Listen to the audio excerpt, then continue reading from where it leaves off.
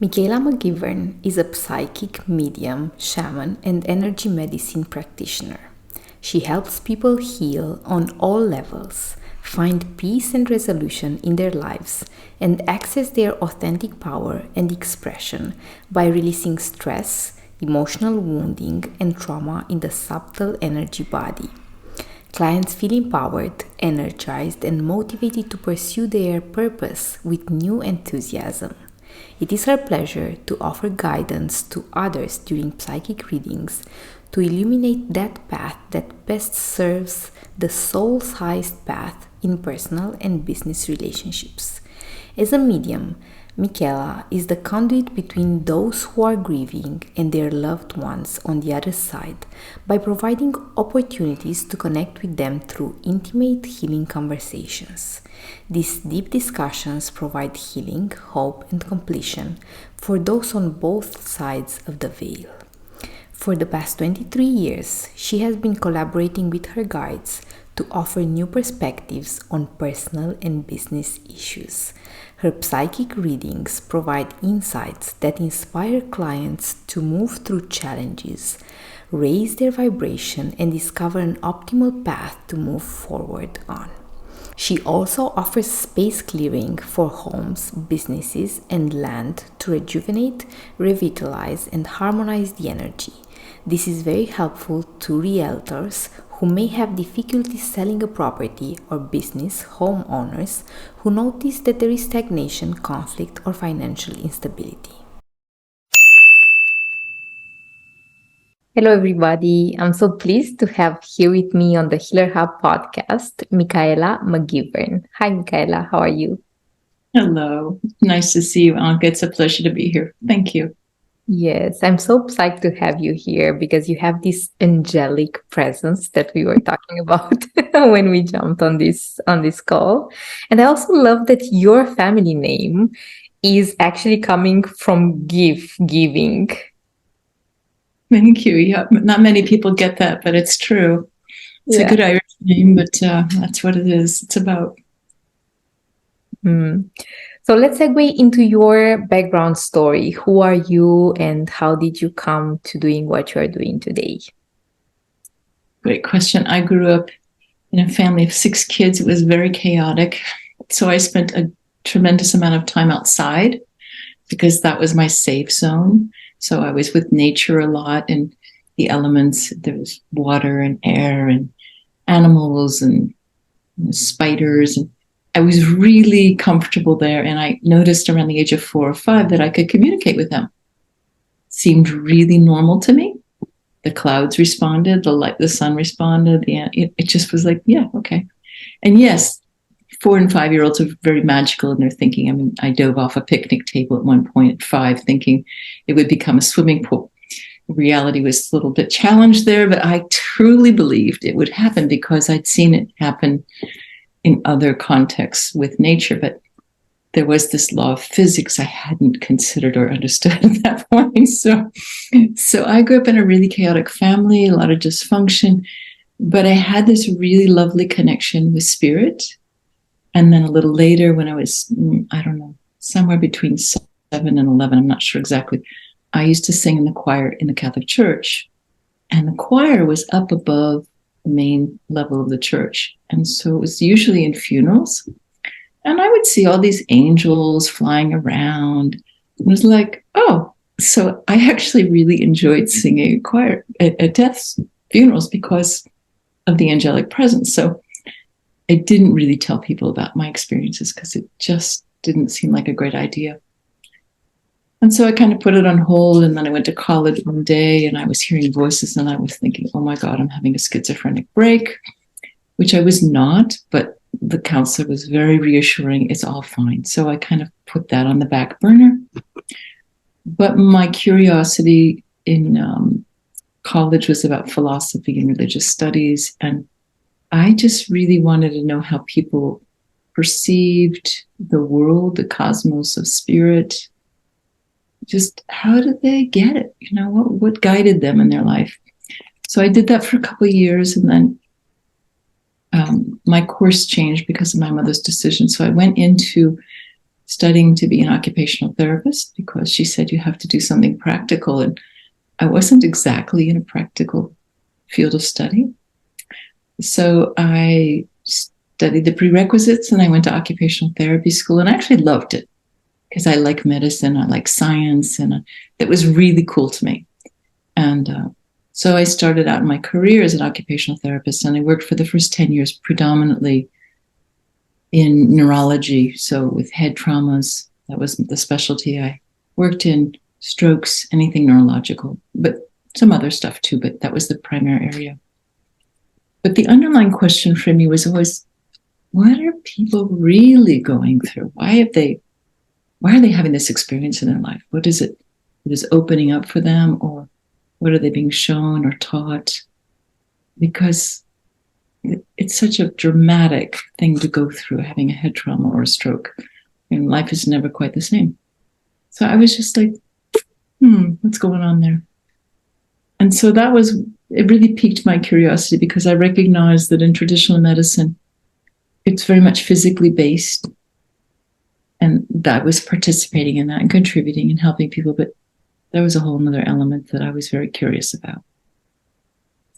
So I did that for 10 years, and then I got married and moved to Europe. So I was in England for a year and a half and in Belgium. And I went through some really, really very, very difficult things with my ex-husband.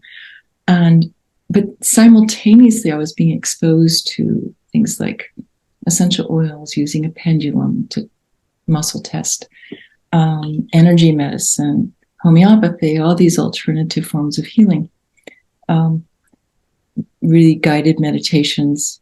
And so that felt really very resonant for me.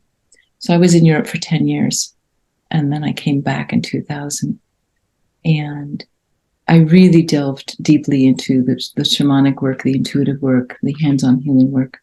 And I've been there ever since 2000. And simultaneously, I also went back to my job part-time in Western medicine as a therapist. And sometimes I would do energy medicine in that field until I got busted, and then I couldn't. But it was fascinating for me to be able to be in that area, but also having deeper conversations with patients in the hospital or in their home about what was really going on. So were you able to articulate, as you were supporting people as an occupational therapist, were you able to tap in and channel for them the gifts that you are now supporting your clients with? Rarely. If there was somebody who was having a really difficult time and there were some dark energies around them, I might occasionally remove that energy from them because it was so traumatic for them to have that going on. But I did it in a very discreet way. Now I would just talk about it because I had a license, and that wasn't exactly under my license, and I could get sued and lose my license, and a lot of things would happen that wouldn't work very well. So I had to be extremely careful how I did it. But I also worked in ICU, and some of the nurses there were aware of the fact that I could talk with people who were on the unseen realm, whether they were dead or whether somebody was in a coma. And a couple occasions, they asked me to come in and be the communicator between the person who was in a coma and their family members, which was really an honor and a privilege. And it's always fascinating because I never know what's going to happen. And then at some point, my very nice boss at that point said, Michaela, you can't do this anymore. It's not in your scope of practice. And I'm like, okay. I just had to kind of close it down, put the lid on it, and just carry on, because that's the way it is in that system. But it didn't. So then I really just stopped intervening on that level. But the time I was in ICU and had that conversation with somebody who was dying, who couldn't communicate with his family, was so rich for people, except for the brother who didn't get the information he wanted, but everybody else was so relieved. So it's always, you never know what's going to come out.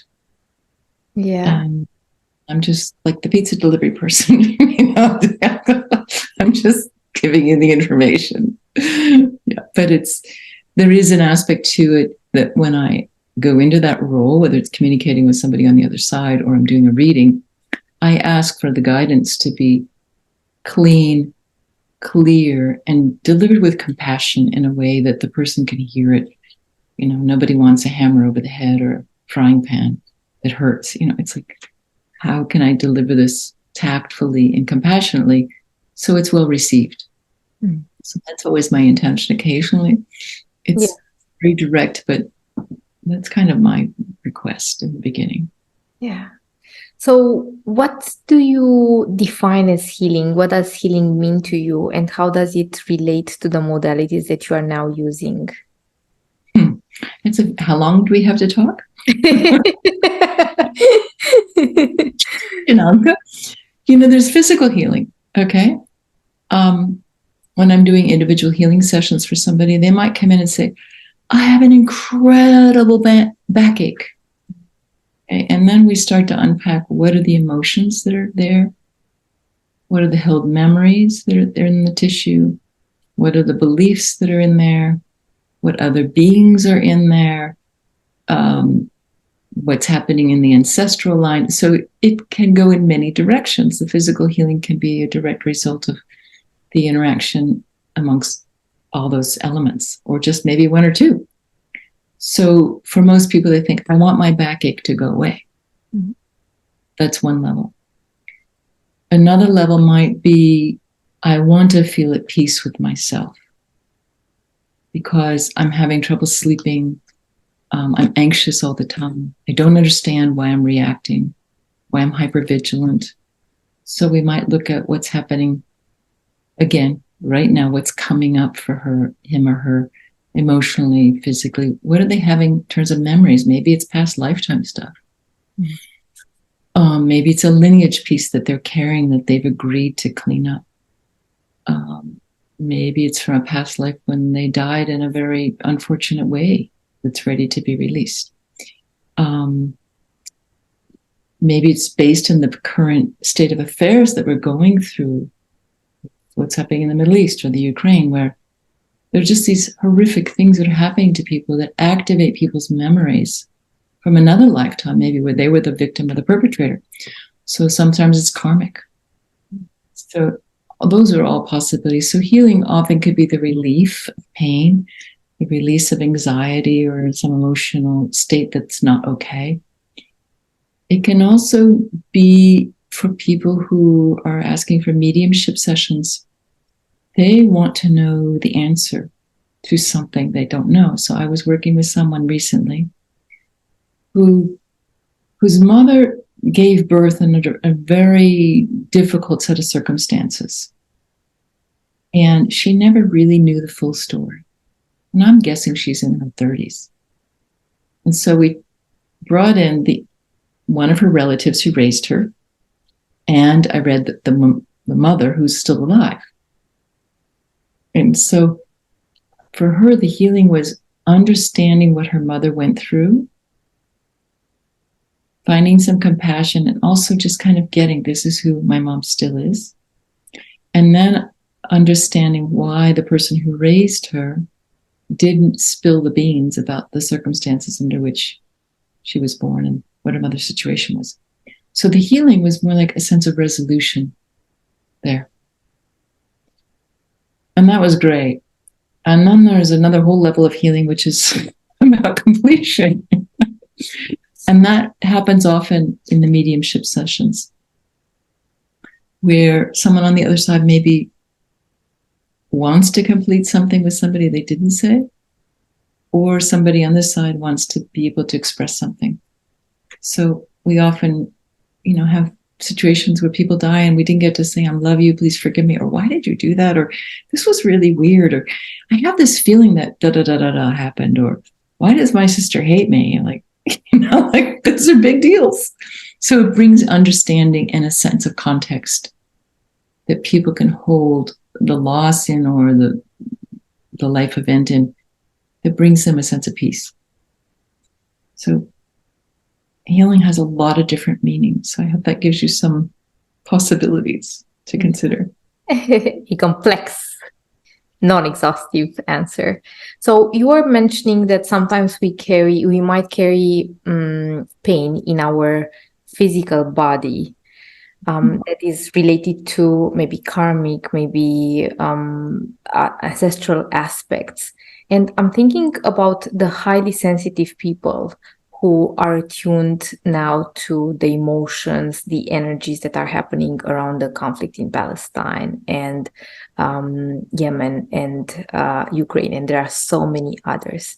So how are these people, how is it possible for these people to pick up on the energy of what is happening, not in their proximity, and to absorb this energy and sometimes maybe even make it their own by integrating this energy in their cells, in their body?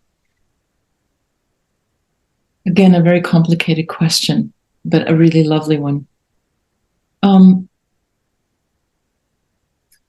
We think that we're really separate from everybody else, but we're not. So let's just start with that. Some people are more attuned to the separateness, and that's their survival, and some people are more attuned to the connectedness. So the highly sensitive people, generally speaking, are more attuned to the sense of what's going on around them environmentally, maybe in terms of climate change, what's going on in the family, what's going on in the global things. Okay, so that's just a different level of awareness. And it can be problematic, and it can also really open your heart. Depends on what you do with it. When we absorb it and think it's ours, it's not so helpful. When we are aware of it and can bring compassion to it, that compassion then goes out into the universe and is received. So for the highly sensitive person, sometimes they're too porous and they don't have a sense of me, what's mine, and they merge with everything else, which isn't so helpful because it gets really murky and confusing and overwhelming. There's another level where you can be highly sensitive and attuned and awake, but you're in more of a witnessing position. So yeah, I listen to the news and it's really hard and I feel compassion and I cry, but I don't suck it in as if it's my reality per se, but I also send out blessings so that I feel like I have some level of power or control to do something. And so such a difficult situation. My prayers and blessings, I hope, reach people. So that gives me these little fleck of control, which of course is just an illusion. I don't have any control over any of it, but at least I feel like I'm contributing. So many of the highly sensitive people come out of very traumatic backgrounds. So I certainly know for myself, there was an enormous amount of trauma in my family. And so what happens in that environment is your nervous system becomes hyper-vigilant, highly attuned, because it's a survival mechanism. If I don't get the warning signs, something bad will happen. And we get this immediately when we come in as babies. It's like, is this safe or is this, whoa, get on high alert? So a lot of highly sensitive people come out of difficult situations. Not all of them. So that's another aspect to it. And so sometimes because they're highly sensitive, it might be that they've had trauma that resonates with the trauma that's happening somewhere else or with someone else. So it's familiar. They get it. It's not like I don't speak that language. They understand that. So it lights up their stuff, which can be very uncomfortable and hard to deal with if you don't understand that's what's happening. It's usually a good indication that it's good to seek some help if someone else's trauma is such a good match that it's triggering your trauma and it's overwhelming. It's a good time to get some help. Yeah. I'm also thinking about you because you are working with so many people. So how do you manage that on your side? As a psychic and medium and therapist, you are probably exposed to a much more dense energy at points. How do you clean your space and yourself? And is there something supportive that other people who resonate with this kind of lifestyle, where maybe they are very energetically open or they are highly sensitive, could also import in their lives. One of the most effective things I've learned how to do is being taught by a woman named Desda Zuckerman. She teaches you how to go to the edge of your energy structure. So you're grounded, you're present, but you go to the edge of your structure, and it's actually an energetic place that everybody has. And it allows you to be in a witnessing place with compassion, but not get entangled. So I use that all the time when I'm working, and now it's like second nature. So there are different steps you go through, and that works really well. And the other way that I work from is, it's again from a witnessing and a compassion place, but not a merging place. There is a body of work I do called Crystalline Pathway Healing, where I actually merge with the client and I journey with them, and I can feel what's going on in their body in very, very subtle levels. It's pretty wild and wonderful at the same time. And then I have to be very sure that when I'm finished, I completely exit their energy structure in their physical body, and I return to mine. Sometimes I have to go shake it out. So yesterday I was doing a group session.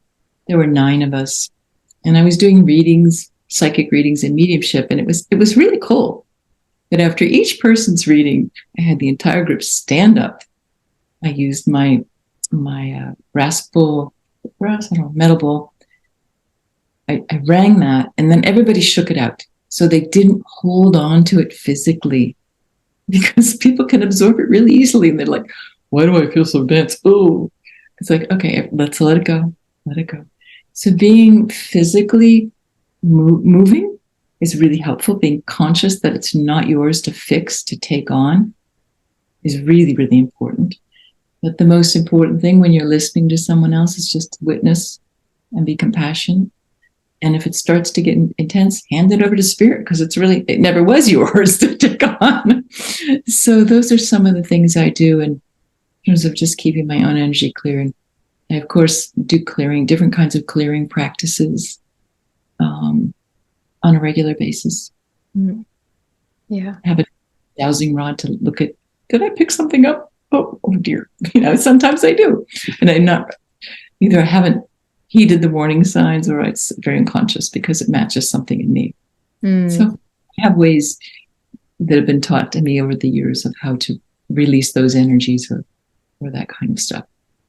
Yeah, I love that, because I think that so many of us at points who have a similar cosmology to yours, right, a similar understanding of the world, we feel something all of a sudden, and we wonder whether it's us or we just picked up on something that is not ours. And I was thinking of how can you make the difference between the two, whether it's yours or it's something that you picked up on.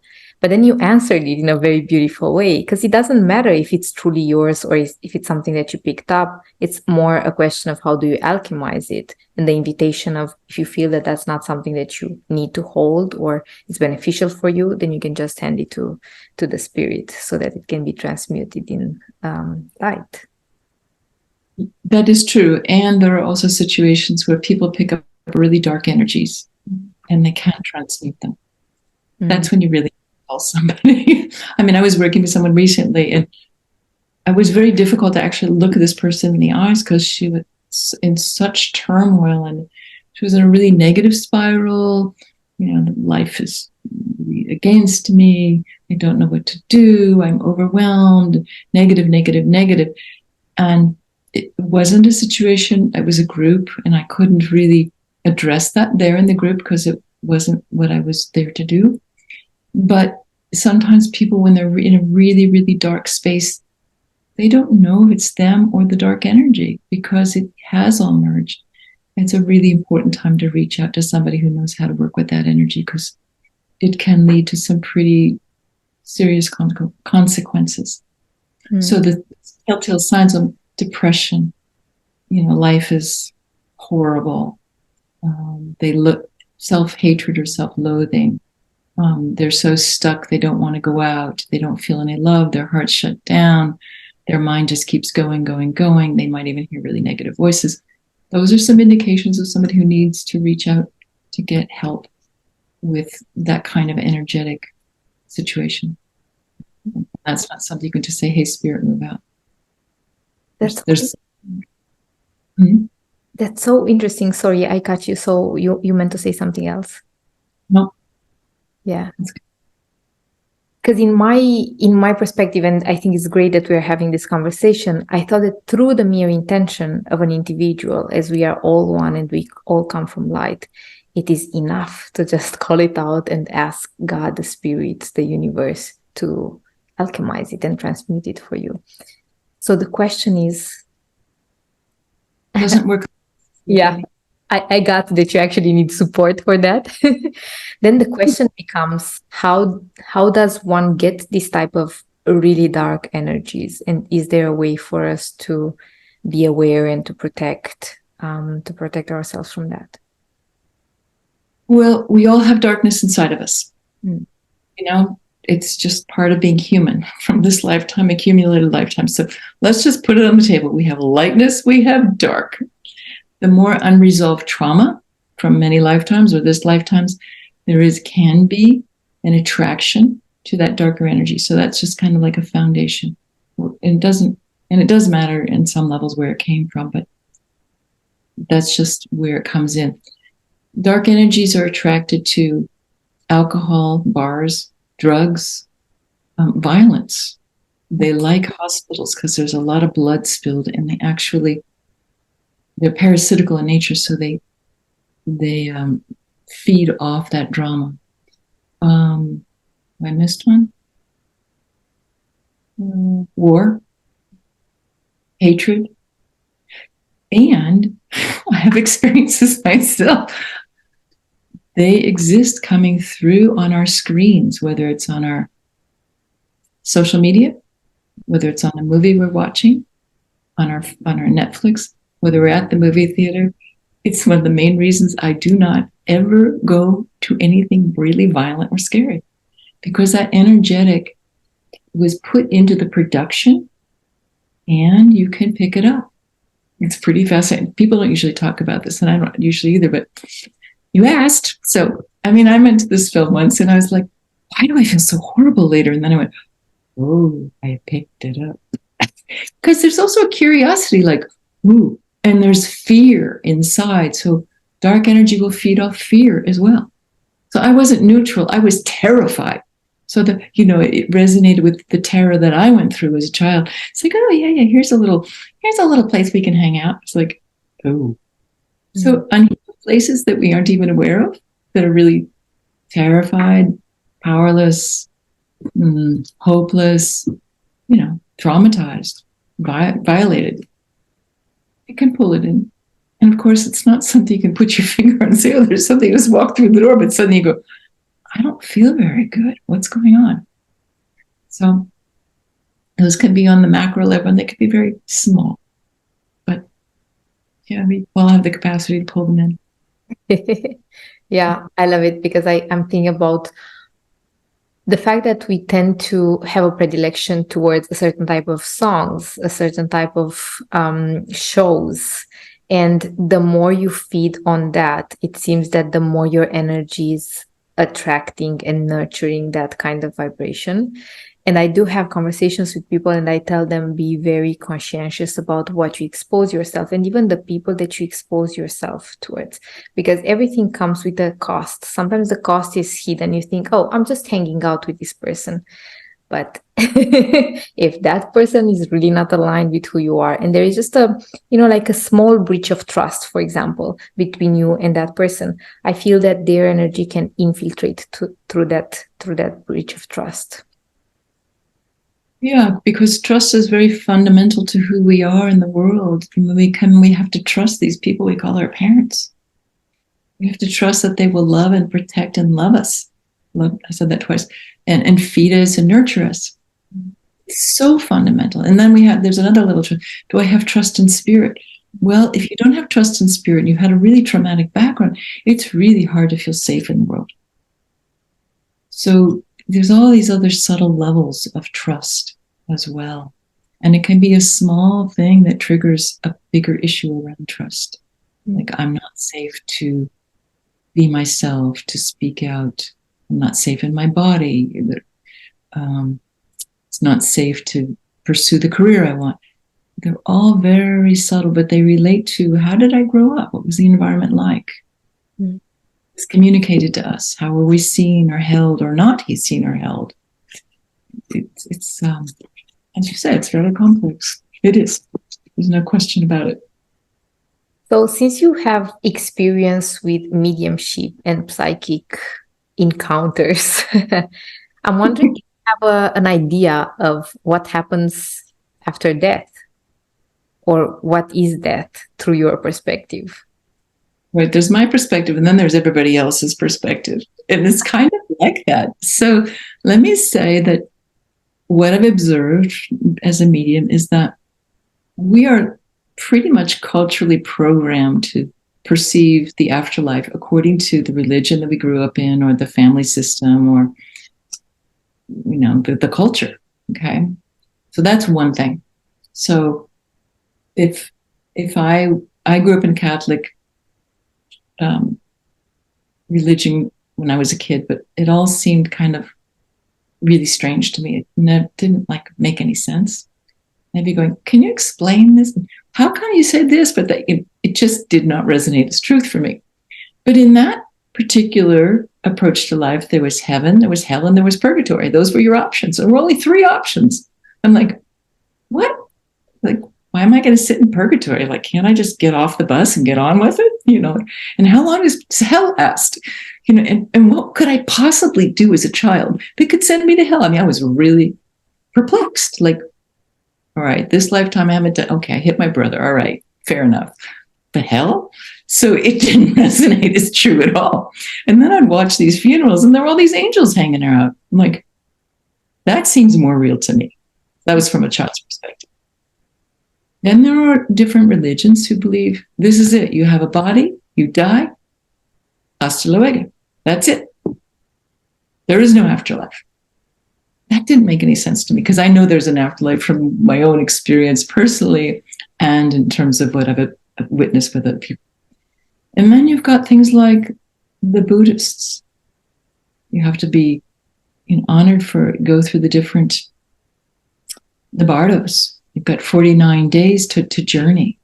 And there are different bardos that take you to different places so that your soul can be purified, so that you can have different experiences. That's another way to go. And in some phase, the hope is that, you'll be united with a virgin or many virgins. And so there's so many options. It's kind of like living, And for the agnostic, they might die and be stuck on the earth plane, literally. So they might attach to somebody they love because they don't know what they're doing. It creates problems for both the living and the dead one.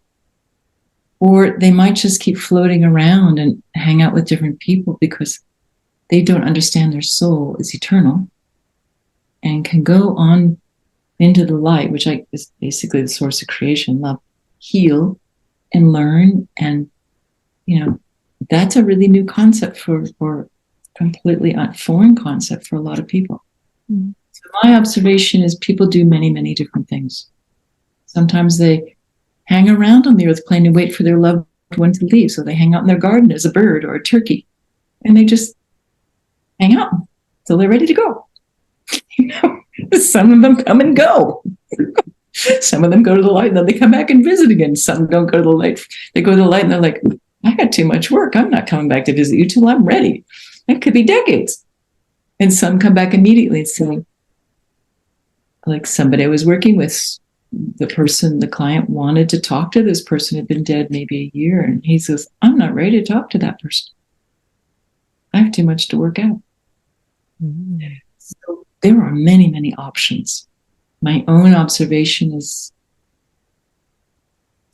the possibility that is there for everyone is to go back to the source of creation, where they will heal, they'll be guided, they'll be reconnected with their loved ones, and they'll continue to learn and grow. That's the option I'm going for. That's what I work with a lot. And it doesn't matter what culture you come from. It's all love. You came from love, you go back to love.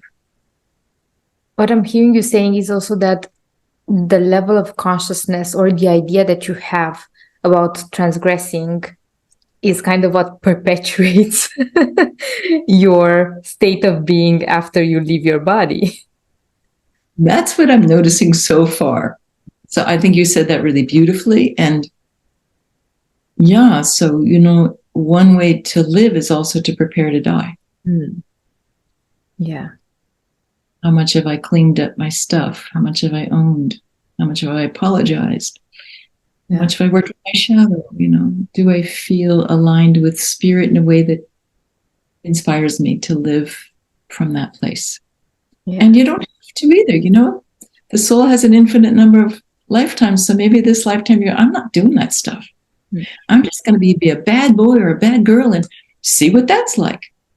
What do I learn from that? Yeah. Or maybe I just don't do anything. I'm just kind of a lump on the log. And what's that like? Or maybe I'm really a devout spiritual practitioner. What's that like? There aren't any wrong choices. Yeah.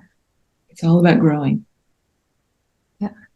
It's just flavors of human life experience. Or maybe you believe that there are different planes, I imagine. And then this life, like the human incarnation, is just one plane of existence. Well, Earth is definitely one plane, and there are many, many, many other planes and dimensions and universes. So that's why I said there are a lot of options. As you said, there are many flavors. So pick your flavor to explore. That's what we do. I mean, I was in a shamanic training maybe in 2006 or 7 or 8. I can't remember exactly. And it was a Peruvian patient. Training, and the instructions were, go find somebody who has died. In what realm are they in? So there was the plant realm, the rock world. There were like 7 realms. I can't remember them all. So I went looking for my mother's biological father who suicided. And he actually was in the rock realm, which was really tragic because he was just, there was nothing to him. There was no energy flowing. And so I transitioned. I was like, what are you doing? He was like, I don't know. He didn't know anything. It was really wild. He was so flat. So I transitioned him out of that into the light. And it was like he didn't. And that's a whole nother topic, what happens when people suicide, because there's such a complexity of emotions. But he was in one of those realms. And I was like, oh, there really is someone here that I know. I mean, I didn't know him, but someone I'm related to. And that was intriguing for me. I had never had that kind of experience or understood that before. So it's beautiful that you mentioned suicide, because suicide is such a taboo topic for so many religions, but also personally, I think, for so many people. And I'm wondering, from your experience, having worked with people, what is your understanding around suicide? We talked beforehand, and I came, before we had this meeting today, and I came up with 4 different people that I've worked with on the other side.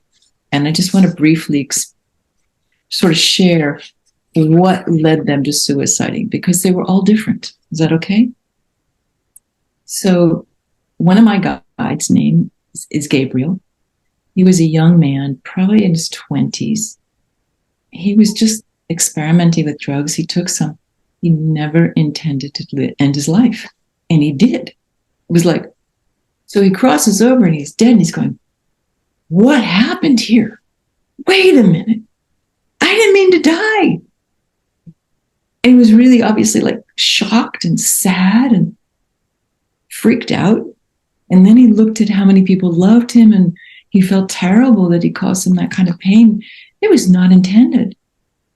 It was suicide, but not the kind we think of. Mm-hmm. He ended his life, but it wasn't because he was in distress. I mean, not apparently. And so he had to really look at, how that impacted his mom and his siblings and his father and friends. And he was just absolutely devastated that that's the way it worked. But what he also got was how deeply loved he was. And so I was communicating with one of his relatives, and after we talked, he decided he wanted to become a guide of mine because he could serve. So he's on this call with us today. And he says all is well on the other side for him. He's really okay. He's got a mission of helping people and being loving and serving. So that's kind of an unusual situation. And then I can think of another fellow. I'm guessing, I didn't know him personally, but I'm guessing he was in his late 50s. When he was younger, he'd had a head injury. But his profession, and his profession as he aged was to be a contractor. And he and his partner had bought this property and they fixed it up and they were really enjoying it. They had a couple kids. They've been together probably 25 or 30 years. But one of the things that happens with head traumas, which is something I know professionally, is that as you age, your cognitive processes can decline more rapidly than somebody who has not had one. So that's what was happening for him. So he was remodeling this place and they were really having fun, but he also was trying to be a contractor professionally and juggle all these other jobs. And because of his cognitive impairment, he became overwhelmed. He felt like he could not function in his job. And he felt like a failure, and he didn't ask for help and he didn't tell anybody. So because he felt like a failure and he was so overwhelmed, probably his brain was also shutting down. He wasn't thinking clearly. He took his life. And he didn't know what else to do. He was so distraught that he couldn't function as he had. He was humiliated that he couldn't handle things. And he was kind of too proud to ask for help. And he also probably wasn't thinking clearly enough to say, something's wrong. So that's a really different situation. I was also working with a man who had been in a marriage for many years. He did not love his wife. There was a bit of,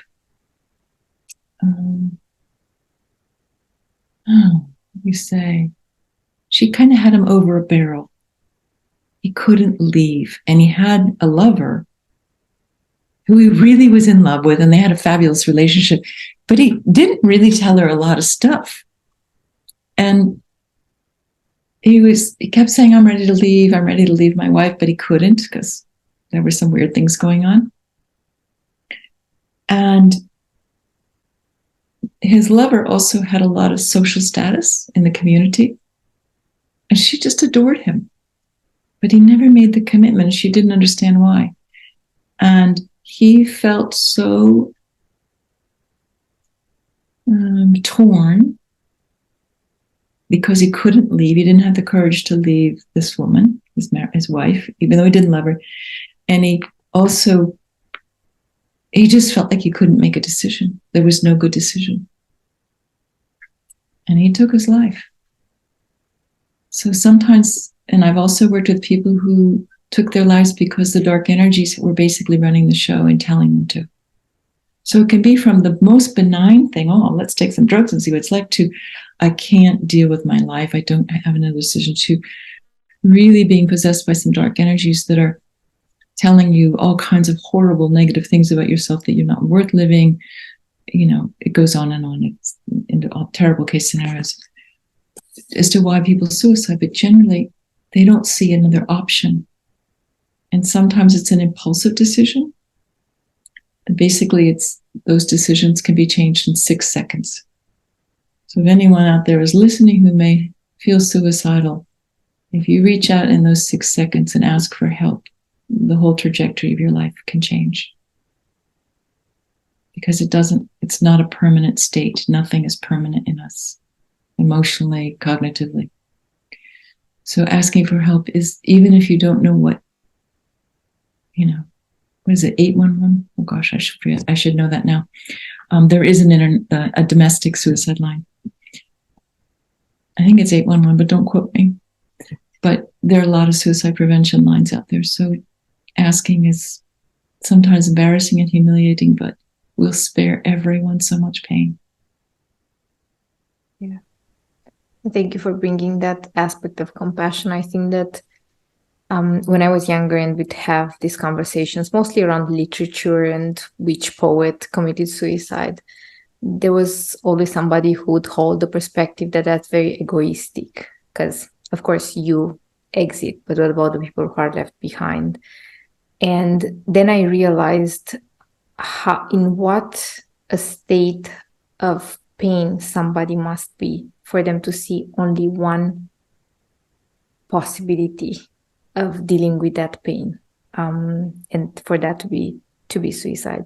Because a lot of people imagine that, people who are in that deep state of profound pain, they have different options, right? Like they have therapy and reaching out to their support system and all these other options, and then they choose still to commit suicide. And I try to explain to the people that I had brief discussions around this with, that all these other possibilities, options that we, with our equally balanced, hormonally balanced brain, we can see, they disappear in the face of that abrupt pain that just orchestrates all the brain. Yes, you say that so well, and that's exactly what happens. They don't know what else to do. And what I've observed with people who have suicided is that the pain morphs into something else after they leave their body. They have tremendous remorse, regret. They're deeply saddened that they've caused other people pain. They really don't know that they're loved. And that is the bottom line. People need to know you're loved no matter what state you are in. And that's why it's worth reaching out. It takes a lot of courage to reach out, because who wants to say, I'm a hot mess and I have almost nothing to hang on to? It's really, really, it takes a lot of courage to do that. But usually people will respond with love, and that's what's needed there. Mm-hmm. And a lot more. But yeah. Yeah. Yeah. Thank you for bringing this conversation topic. I hope that the people who are listening are understanding where we are coming from, and the desire to bring more light and love around the subject that is extremely charged emotionally, and also to express deep feeling for anybody who has ever had anybody close to them who was suicidal or committed suicide, or even for the people who have had suicidal ideations. This is something that maybe is a little bit less spoken about and sometimes associated with postpartum depression or just depression in general. Expressing this deep gratitude in a certain way for them choosing to still be here with us, and for the people who chose to depart, sending love and light and holding them in our prayers. Absolutely. You asked something earlier about how does healing happen. I have worked with many families who've had loved ones suicide. And doing a mediumship session can be incredibly healing. Mm-hmm. Where they get, what was going on? We didn't know. What led you to that decision? And there can be forgiveness and just so much relief. And oftentimes the family members feel really guilty. I didn't know. If you told me, I would have, I would have, could have, should have, I wasn't there. And sometimes they have to ask for forgiveness too. That maybe they didn't respond lovingly or supportively or abandon them or whatever that happened. And that conversation can put everybody so much in a state of peace and bring compassion, because that's what's needed. It's like, you did what? Because, oh, okay, I get it now. And so there's healing that happens in the heart where they're not just going, is it my fault? Did I miss something? There's a lot of guilt on the family members who are left or the loved ones. Did I do something wrong? Is it related to me? Often not, but that is the one place where it helps both parties to be able to heal and to move on. I had a conversation with a woman whose husband suicided, and 5 years later, we talked. And she was still trying to process all the things that had happened. And after the conversation, she was like, oh my God, I feel free. I actually understand.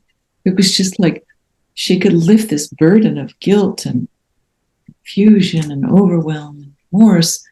Like, I get it now. So that is a kind of healing that I find really helpful. Somebody's burden can be released. Yeah.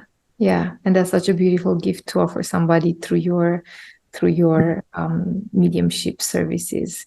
Because indeed, I think that when anything happens in life that is on the less desirable side of things, we tend to go into this loop of how could I have done differently so that I do not experience this kind of pain, this kind of grief. How could I have helped these people, for example, my friends, my partner, to not go through that type of pain? And okay, with some people it is that they lost somebody to suicide, but it can be something that is a little bit less dramatic and has a less impact, but still we carry in our heart and on our shoulders and on our minds the story of how could I have done it differently. So maybe you can speak to that from your lens of how you interpret the world about the things that could have or should have, or it's my fault. You ask such big questions.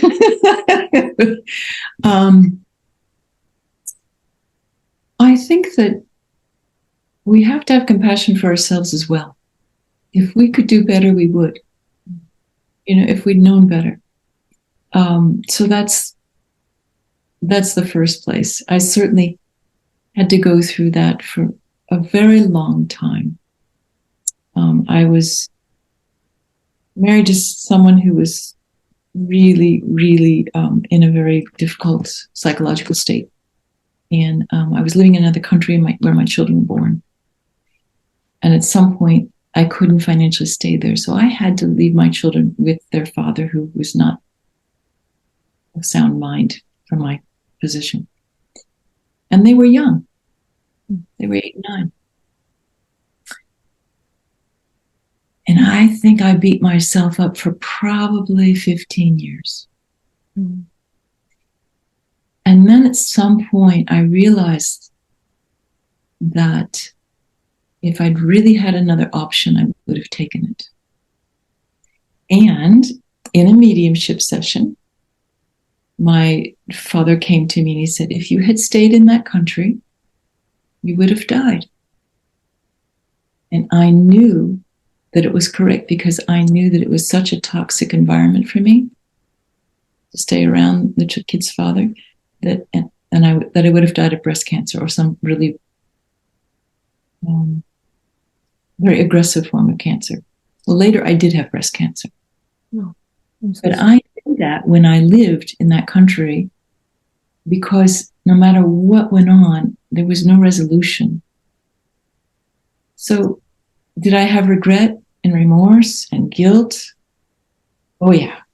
Big heartbreak, big time. Anger, resentment.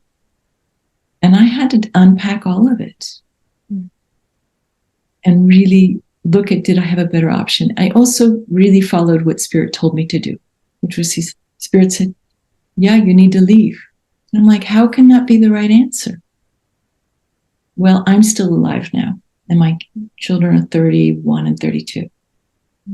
And I'm glad I'm still alive. Because if I'd stayed, I'd probably be either dust or under the ground. So you don't know sometimes. But so that's a kind of situation where, did I think about suicide at moments? Yeah. Fortunately, I had 2 kids and I couldn't have done that to them. So I had to do a lot of forgiveness of their father, forgiveness of my part, and understand that we as souls agreed to do this dance together. Victim, persecutor, witness. We all, there's somewhere in there in that triangle. Oh, which one are you going to be on? Okay.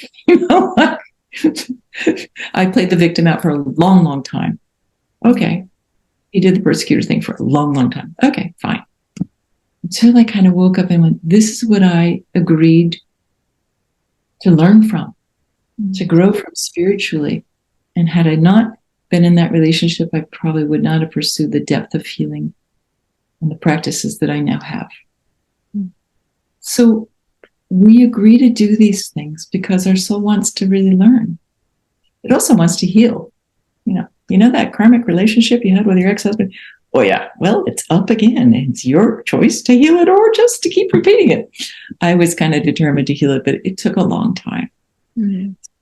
Forgiveness of the other person, forgiveness of myself, acceptance of my shadow how I played in. And it really helped to get some, I looked for a lot of help on the way. Mm-hmm. To work with my own trauma around it, my own grief. I still work around it. 23 years ago, I left. So it's not like, it feels pretty good. I'm in a really good relationship with my kids now. So I can say it was worth all the hard work. And I hope I don't have to redo it again. But that's what's necessary from my perspective to heal is go layer by layer. Okay. This week, this is what's up. This week, I'm in blame. This week I'm in acceptance. This week I'm in denial. Like where am I? And eventually it starts to neutralize and love and compassion start to take the place for other things that weren't so pleasant. Yeah. Yeah. Thank you for sharing your story with such courage and vulnerability. I think it's very healing for people to also be exposed to the fact that you are a healer and such a potent, magnificent woman, and you are still in the human experience.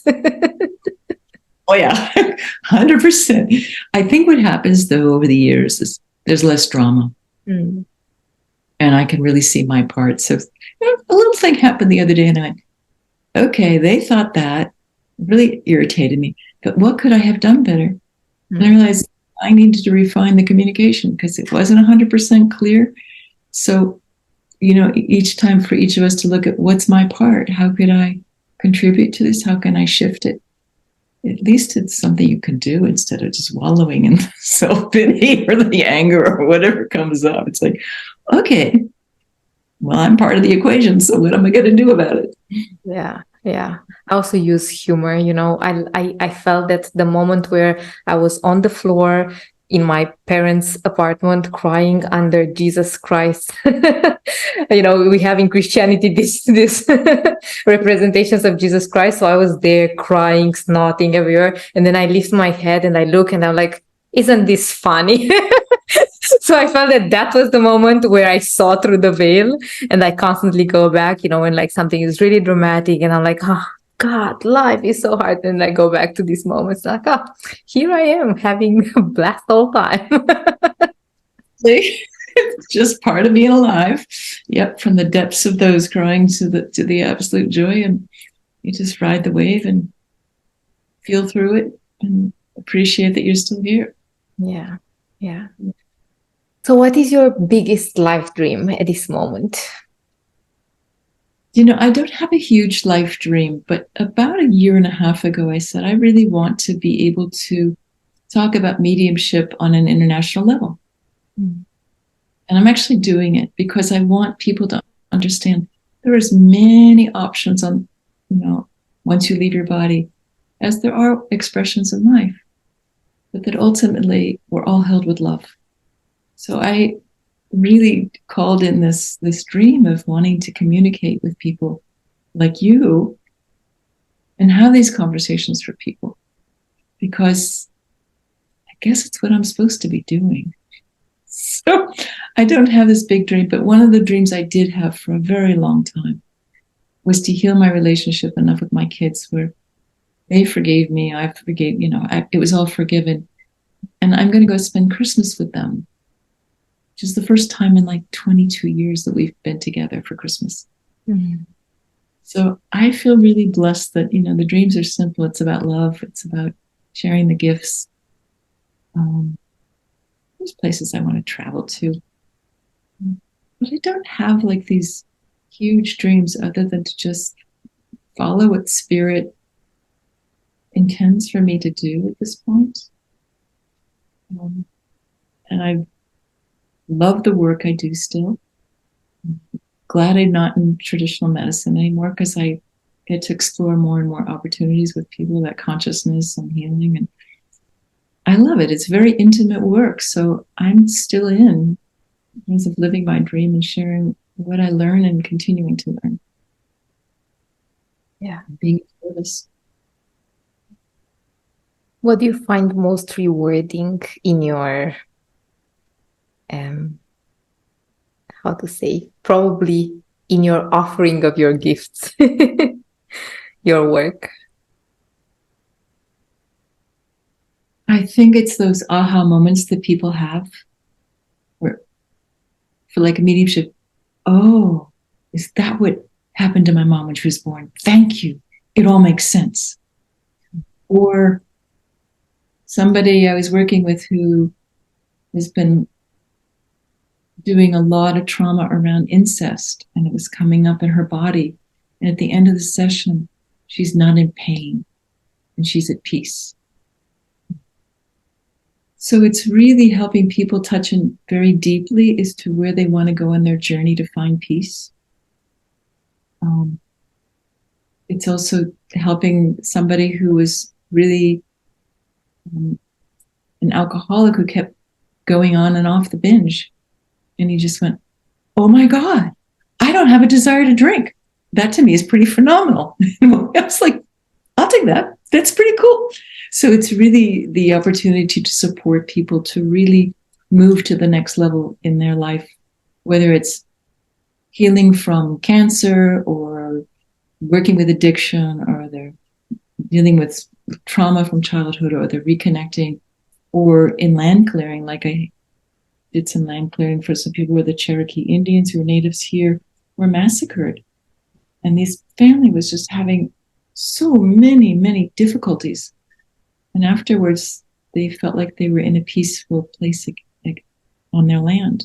Things calmed down, where there was less drama. They were able to relate to each other better. So it's a very rewarding profession to be in, just helping people find more peace, contentment, and more love in their life. It's kind of like, what a great job, right?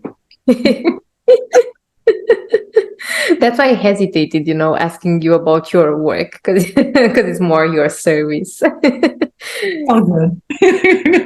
I mean, people call it work. I'm like, yeah, I'm going to go to work, but it's like, it's very engaging for me. It's fascinating, and it really is guided. So I kind of just get an opportunity to do what I'm asked to do and shown. It's okay. It's not real hard. I mean, there are moments when it's like, oh, it's a little stressful, but I'm so guided the whole way. I don't feel it's difficult. I feel like it's an honor to be with people wherever they are. Who do you find inspiring, or who has been inspiring along your journey?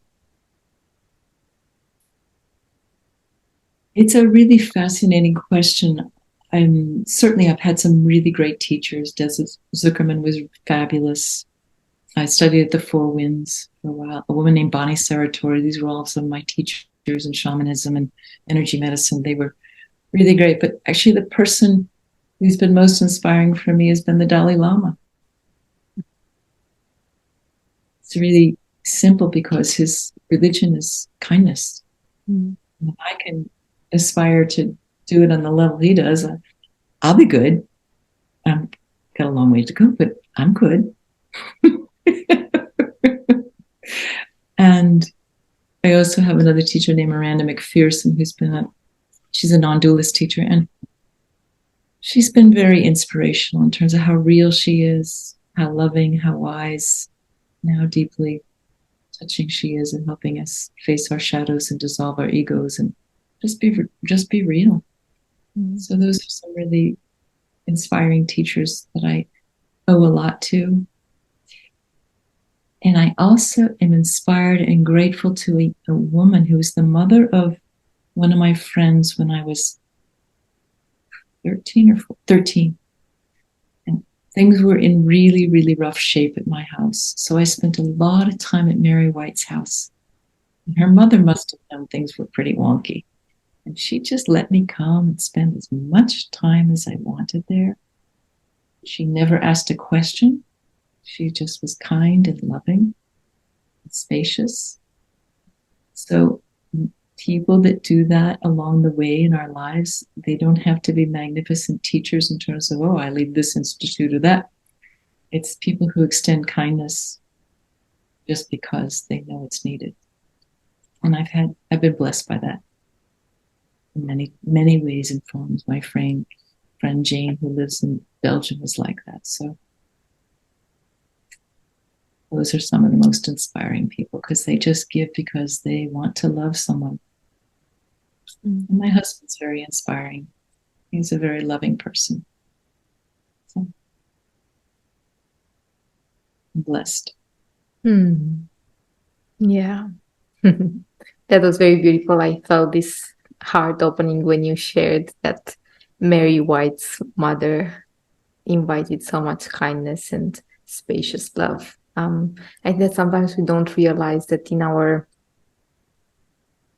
day-to-day being, we can actually have a huge impact on somebody else's experience of life. Because I don't know how many of us, but through my own lens, we think about the most impact that we could have and the things that we want to bring to life and all this like big, glamorous creations.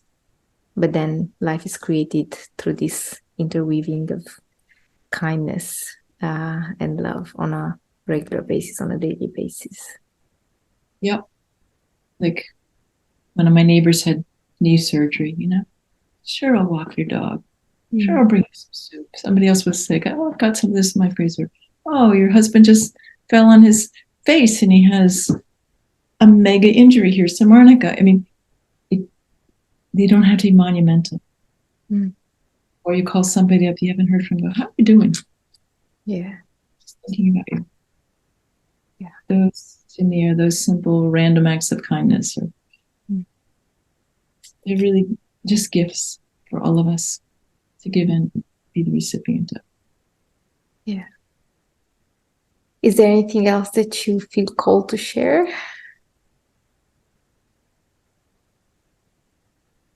Ooh. Wow. It's really pray for peace everywhere. Middle East, Ukraine, Africa, in our own hometowns. Pray that people really wake up to love. Yeah. So that's what's needed. Gosh, when you asked that question, you just kind of opened my heart to that because it's so the direction the planet's going in the midst of all this darkness. It's wherever we can extend kindness and love and prayers. Please do. I do. Whoever's moved to, I hope they know.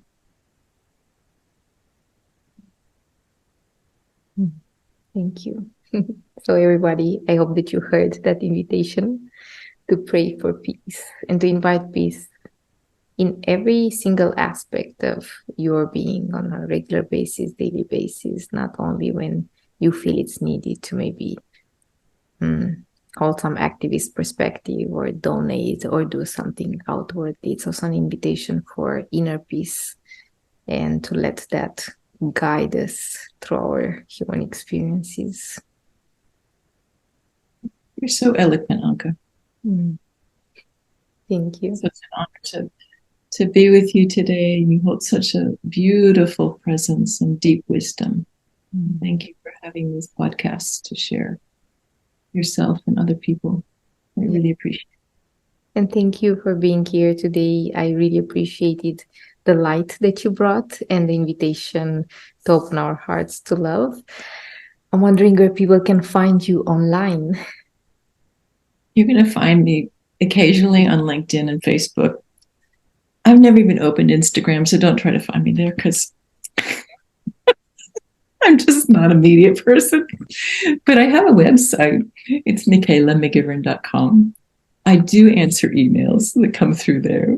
And you can also book a discovery call, which is a complimentary 30-minute call on Zoom. If you feel like you just wonder, is there some way that I can be of service to you? You can check it out and make sure I don't have any fangs or horns or, any scary things that might ward you off. Going, she's a little woo-woo, but, So that's something I offer. People can kind of just talk with me, see if I'm the right fit for them. I work in a small community doing psychic readings and mediumship readings, and I may start doing that online again, but I haven't done that for the last 6 months. I don't know. Life's just gotten simple. Yeah. And everything is going to be in the notes of the podcast, so people can find the direct links to your website and LinkedIn and Facebook, not Instagram. Thank you. Yeah. I can't make that up, right? It's just not aligned yet. I never do. I don't know. Keep my well. Thank you, everybody, for tuning in. And thank you, Michaela, for being here with us today. It's been my great pleasure. May you have a lovely holiday. Thank you so much. Much love. Review on Apple Podcasts and Spotify and share it with your people. Thank you so much. Deeply grateful for your support.